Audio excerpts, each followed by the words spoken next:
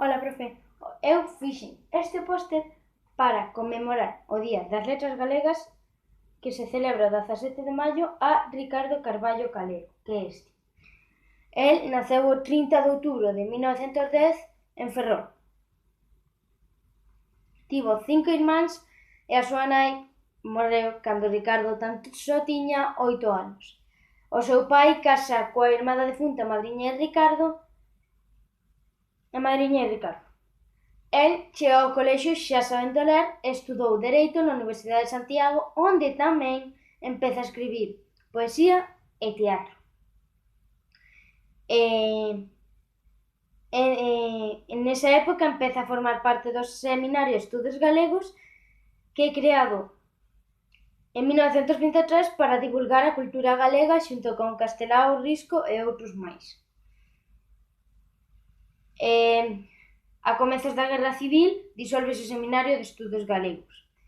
Ricardo foi un dos fundadores do Partido Galeguista. En 1933 casa con María Ignacia Ramos e 2 anos despois de casarse vai a Madrid a facer unhas probas e polo levantamento civil non pode volver a Galicia, a súa terra, en 5 anos.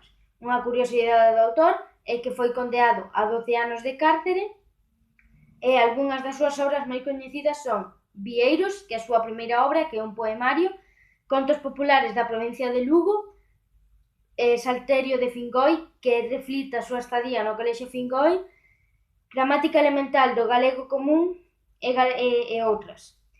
En 1984 gana o Premio Castelao e o 25 de marzo de 1990, por mala sorte, morre en Santiago de Compostela. Ata pronto, profe, espero que te haxa gustado. Chao.